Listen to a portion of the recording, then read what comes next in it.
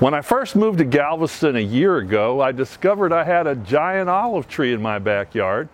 And not only that, but my olive tree is bearing olives. So I cured them last year, and I started wondering, how many olive trees are there on Galveston Island? So I went looking for some experts, and I found some old timers who knew all about olives. My name is Lawrence Pichetti Jr. I'm 86 years old. I was born August 4th, 1930. I came to work here and out of the Navy. I was 20 years old. I'm 86 now, so it was. So I've been here 65 years. My mom was Teresa Vassallo Pichetti, and my father was Lawrence Pichetti Sr. And he was from Lucca, Italy, and my mother was from Sicily. They met in Galveston and they married in 1923. So my mom and my dad always had olive trees on the island. My dad got a hold of a few of them from his countrymen that all seemed to migrate from Lucca, Italy to the Galveston area.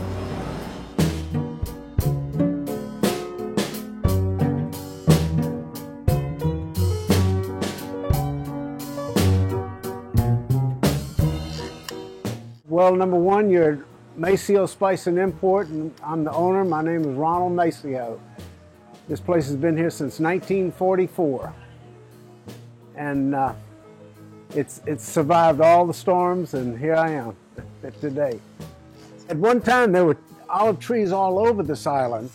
The most popular batch of olive trees is Mr. Grillo.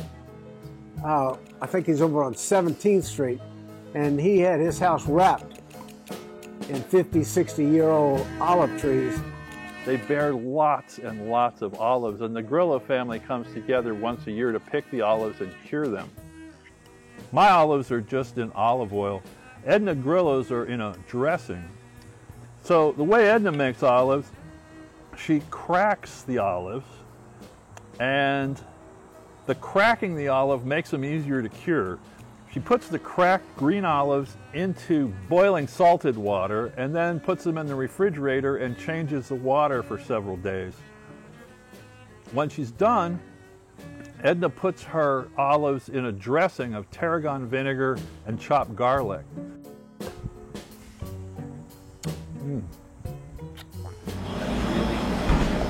There were olive trees all over the island. We had at least 3 on this piece of property. My mother used to cure the olives. She'd do it with mostly salt water. These olives, sometimes we use them, just take them for frying a steak or something, just put the green olives in there and fry it. It gives it a really good flavor. So we use them like that also. So after we pick the olives, we wash them off, of course, and then we put them in a 9% saline solution and change the water every day for 2 weeks. That takes out some of the acrid compounds in the olives. So after 2 weeks, we do a fermentation by putting the olives in a mild saline solution with some spices and some flavorings. We leave the olives to cure in that fermentation solution. After 3 months or so, you start to taste olives that are just a little stouter than you're used to. When the olives have cured to your liking, you can store them in olive oil like I did here. It's got a little rosemary and some mild flavorings in there, but I'm going to use these olives in the olive oil to make olive salads and to make other preparations. These are kind of, you know, all-purpose olives. Oh, the olive salad, I'm not so sure if my mother learned that from a little lady named Scarmato that was she had a little store. She sold all the imported spaghettis, the pastas, and olives and things like that over on Avenue O, and we used to go, little bitty old woman with her hair tied in a ball, a knot in the back, and snaggle tooth, but she could really do some good cooking. So I think my mother might have got some of that from her. Well, we make this olive salad with capers, and black olives, carrots, celery, onions, and olive oil and garlic. I have to have garlic, otherwise it's not Italian. So, and that's pretty much, we use it on our muffulettas. We use Sicilian olives, olive oil, extra virgin olive oil always, and pimento, garlic, oregano. There's quite a few things in it. Been making it the same way since Tony Lavoie. That's his recipe. Okay, just passed down, passed down. So my father always told me this story.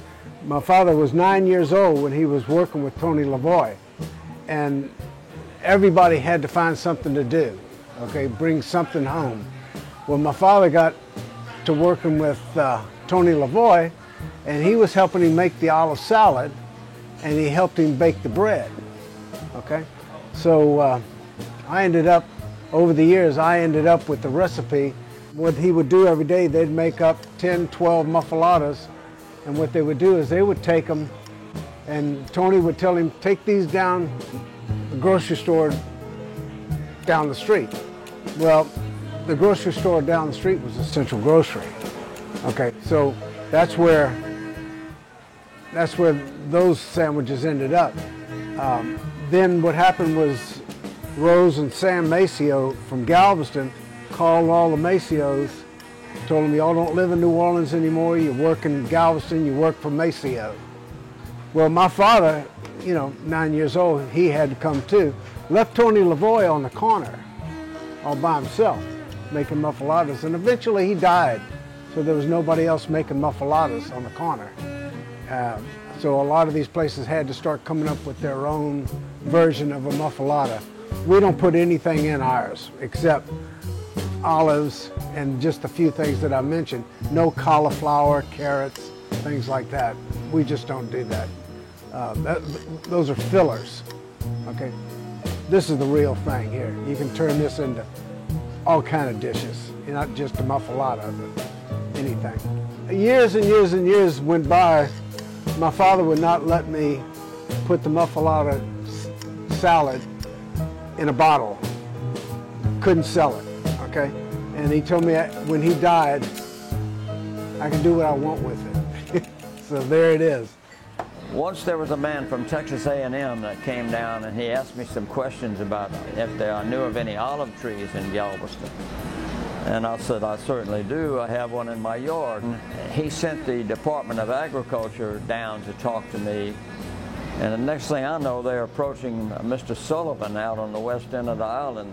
And he grew several trees that A&M planted down there. But I think the storm wiped them out. It's my grandfather, Frank Maceo, always had olives curing. And I don't know where he got his. There were olive trees all over Galveston at one time. And the older families died. Some people just cut them down, not knowing really what they had. There's a few scattered around. I got one small one in my backyard and hadn't done anything yet, but it's about 7 foot tall right now, but I haven't seen anything come off of it.